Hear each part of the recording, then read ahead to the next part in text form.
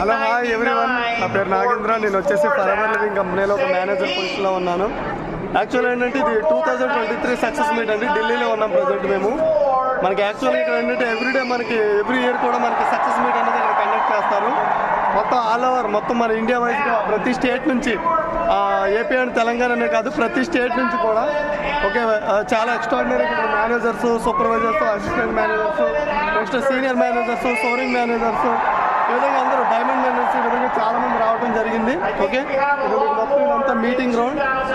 Okay చూడండి, ప్రతిదీ కూడా ఇక్కడ మొత్తం ఏపీ అండ్ తెలంగాణ ప్రతి డిస్ట్రిక్ట్ వైజ్ ఉంటారు.